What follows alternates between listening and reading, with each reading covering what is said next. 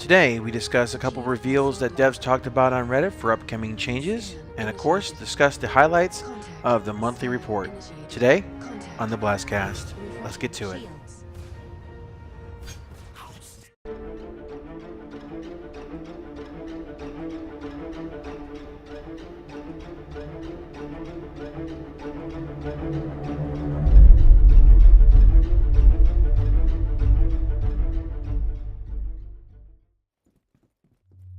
Greetings, everyone, and welcome back to a BlastCast after a little bit of a delay there due to work-related issues. Once again, with me is my bastion of common sense, Lightning Dragon, and of course, there's been some news that's come out during the course of my absence, and I'm going to go over that. Try to keep this one as brief as possible. So, what we're looking at, we had in Reddit, of course, which seems to be the big. All the good information seems to come out in Reddit nowadays as opposed to the actual website. I've told you that before. I know it's getting really obnoxious to a degree because you want to go to the main website to get all the juicy stuff. But anyway, so we got some basic information out here for you that was put up by Matthew R. Intreri. Basically, he said that they're redoing the turrets with the new 2.0 refactor, and basically they're going to set them so that they decouple, which is something we've been wanting for a while. They will move independent of the ship, meaning that if the ship takes a hard right, the turret will automatically counter that. So if you've ever played Grand Theft Auto and you play the turrets there, it's in a helicopter, you know that they work very well. So this is something that's needed in this game to make turrets viable, and I think Lightning would concur with that big time. Yeah, because right now they're worthless. I mean, there's absolutely no reason why you should have a freelancer or anything with turrets versus just more fighters. Yeah, exactly, and I think this is just absolutely, as I said, this is a necessity. This is one of those things that that'll make ships like the Retaliator. Like right now, I mean, Lightning was a Retaliator, and besides the fact they need to make the guns and the turrets bigger, it's just right now I wouldn't take it in the battle. It's completely useless at the moment. But Not to also, mention that the time to kill is ridiculous. well, yeah, well they said they're going to increase the weapons from size 1 to size 2 in the turret. I think they should go further than that. The fact that it blows up instantly. Yeah, well, that's a good point too. Armor and stuff and everything not being exactly the way it should be. And we have here they're working on a new in-game destruction, basically between the internal systems, that it's going to kind of model either a component failing or self-destructing or causing a chain reaction within the ships. And this is leading into another thing that they're doing with that as well, is that the larger ships, they're trying to make these reactions occur slower, so you get time to actually run to escape pods and things like that. Now that, to me, that's great news. To me, that shows that the pacing of the game may actually be slowing down a bit. And there's been a lot of fighting this week on the forums, and of course, if any of you guys listen or read my posts, and I got up into their faces this week of RS for the most part, and there's some people in RS that I really get along with and like, and there's some that just absolutely want the game to be a shooter and they want it to be an arcade game. And I understand that that's their desire and that's what they like, and I totally get that, but I look at the game as a whole, and large ships, they won't blend with that. So seeing what they're talking about, they're slowing down this particular aspect of it so people can get at least get to the escape pods or whatnot. That's encouraging to me. That shows that they realize that pacing is wrong in some areas of the game, and hopefully that starts to spread throughout the whole, so we can actually get the fighters and the large ships all interacting with one another. And of course, along those lines, they're looking at tech for splitting ships in half. So, and imagine, if you will, you're like in a Connie and it gets split in half, and you've got half the guys in the front, half the guys in the back, and like the plating still works. You can actually drift by each other and wave, and I think that'd be fun, because if any of you've seen the original Love Bug movie where they get down to the last stretch, and the back of the car actually is like side by side with the front of the car, that's kind of what the image I get, but with a Connie. So yeah, that's another good one too. I think that's going to be an excellent thing to adding in the fact of slower chain reactions. I mean, imagine your ship splitting in half. You just get out and you EVA. Well, everyone just EVAs out and watches the ship tumble away or whatever. That could just be really awesome. Then we also have here, they're looking at basically, any of you ever flown a Hornet or you've flown a Gladius, you know that sometimes when you see in Arena Command or otherwise, basically the Hornet's a flying cockpit. Oh Or yeah, Gladius definitely does that as well. yeah, because like the heart of the ship, the way it's kind of set up right now is the cockpit. And so, like I myself have flown the amazing cockpit. There's no body left. There's like these weird disembodied landing gear floating behind me or whatever, that are attached to nothing. Those kind of things. And then the ship is still combat capable because I have one gun underneath the nose or something, and it's just Pew weird pew looking. pew pew. Yeah, so they're trying to retool everything so that the heart of the ship is not the cockpit, and these kind of things don't happen. So basically, yeah, the cockpit gets ripped off. The main body just may spiral away or whatever. That would just, as it goes right along the lines of the whole splitting ship thing. It's just one of those realism kind of things that I think will just add to the game and really just make it so much better. And they talked about how they're going to do boarding in the game. Is that they said that they can't create dynamic holes in the ships. That requires that's much harder than they can do right now. It may come in the future. They didn't say that, but I could see them. CIG likes to pop surprises on us. It wouldn't surprise me if down the road they come up with something. But right now they're looking at airlocks, turrets, those kind of things, ramp entryways that can be breached or The blown out. simplest and easiest is often the best solution. That's true. That's true. But CIG, as I said, they often like come up with a surprise. Like we didn't expect to see procedural planets when we did. The only video they were talked about them before was like, well, we're thinking about doing that way after release, and then that was, surprise. I heard they had a small team of people looking into it, and that was the only thing I ever heard from it. Yeah, well, I watched the video. It was Chris Roberts. It was right before, like months before they had actually shown the first procedural planets. He said, "Well, right now, something we'd like to do, but we don't think we're able to do it till way after release or something like that." And it's just like, so yeah, so we don't know. CIG, they're very bright guys. They might come up with they might just surprise us. But right now, hey, I'm perfectly fine with airlocks, doors, and other things like that. That would be easy to break off, and that makes sense. I mean, you'd want to go in through entry points anyway. Drilling a hole in the side of the ship, I imagine, would take quite some time. Um, Now they had the monthly reports come out, and I went through it. And as all monthly reports, I feel that sometimes they can just be summarized down to just a few lines of things that really kind of catch my eye. So what sounds like that 2.6 is getting close to going to Evocati or Avocado, and Avocado. of course, being a backer, a monthly subscriber, I would imagine that once again I would get back into the PTU, and I'll of course do updates again as we get into that. I'll be playing the hell out of Star Marine. That's gonna be my focus.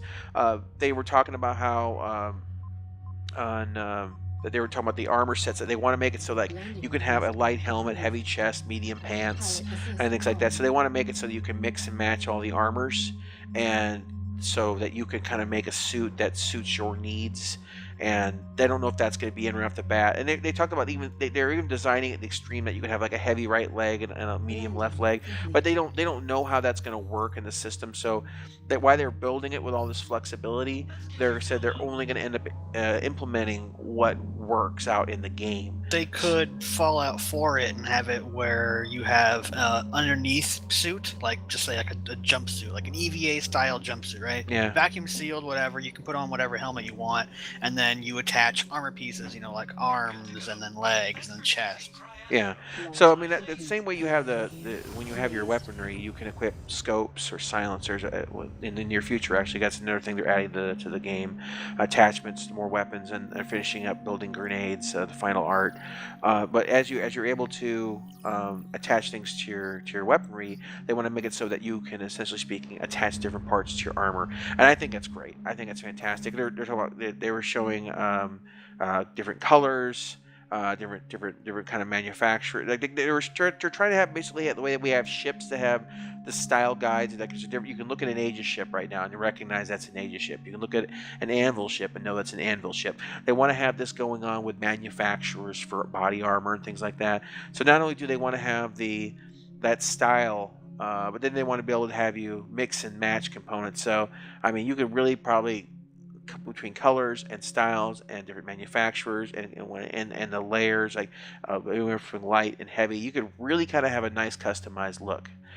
So yeah, I think that's going to be just fantastic. But how much of that's going to be in 2.6 when it comes out? I mean, active. They may just have set suits for now, just to test I can't things. imagine it'd be right off the bat. Yeah, but that's something they said they are developing.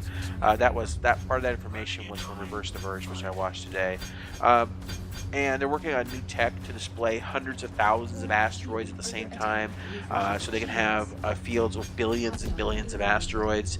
And so basically, if any of you played Elite Dangerous, you've been out to rings on planets, basically the same kind of concept. And that's great because we can have fully fleshed out ringed planets, and that should give us plenty of room for all you mining connoisseurs out there to not be just sitting on top of each other, and we'll have plenty of room to do our thing, and or Lightning to get his Orion out and just make a day of it. Oh, yeah, I'm gonna be so excited to fly that. I don't care if it's the worst flying ship in the game.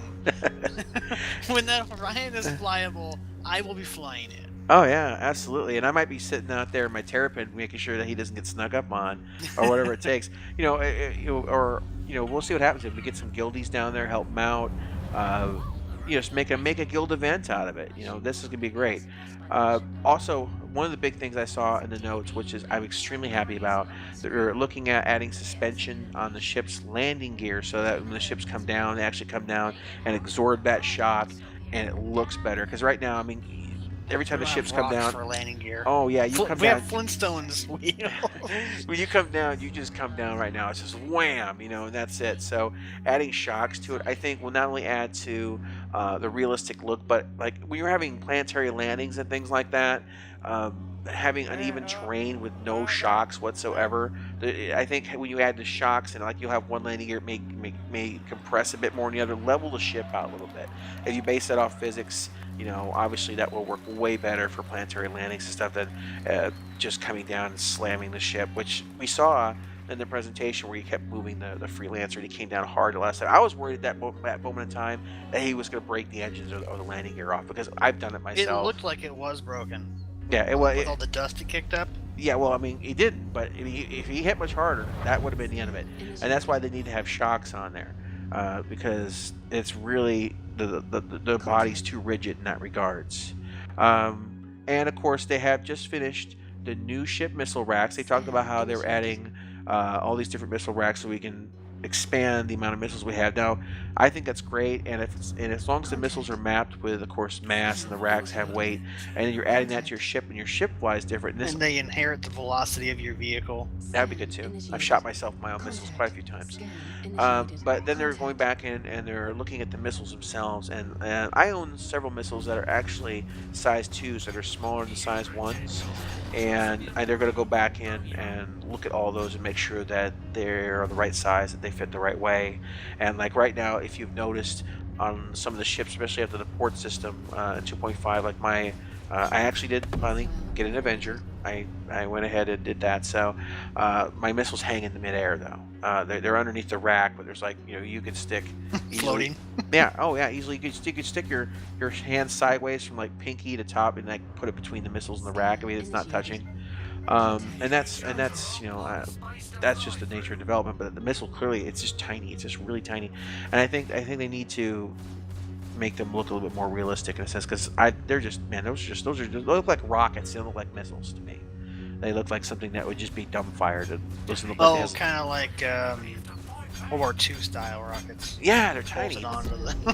Yeah, I've got that one that splits into like 10 different missiles or whatnot. And that one, it's a size 2, but it's smaller than it's smaller or small as many of my size 1s. And I don't know how that thing. It's just tiny. It's just ridiculously tiny. It has a negative size 1 warheads. Yeah, it's like 0 size warheads or something. I don't see how it works. But that missile needs to be like much larger. It's the way it is. So yeah. So basically, that's what I kind of gleaned down up between Reddit and the stuff we've got going on. Now we are starting kind of a new series on this channel.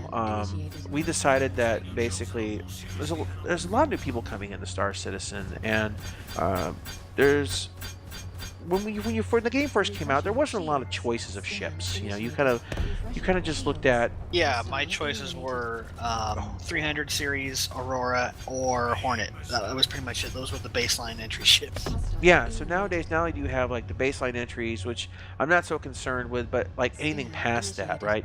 Um, and there's a bunch of different ships, and what we're trying to do is looking at ships at roughly the same dollar value, uh, and either they might share similar tasks, and they might actually have radically different tasks, but we want to compare basically the value of those for people who are coming in, or maybe just debate on a value of a ship. Maybe two ships are, or let's say the two ships are $100, but we feel that this one should be like a $50 ship because it's not that good. So we're basically. Yeah, I'm still kind of mixed on how expensive the Gladius should be. When I first got it, it's kind of like, it's pretty good, and then like nerfed it to Yeah. craziness. But I said 2.5. It's way better now. Yeah, So I'm looking forward to testing it out again. But I am kind of tempted to trade it out for a Hornet Ghost, or go insane and get another large ship, which I really don't want to do. yeah. Well, at this point in time, it's more of a holding pattern. I think until we see the changes that are coming with 2.6, and see if changes to the flight model, if they're coming in there, I'd imagine if we don't see them in changes in the flight model in 2.6, we have to see it by 3.0 because that's when they're adding atmospheric.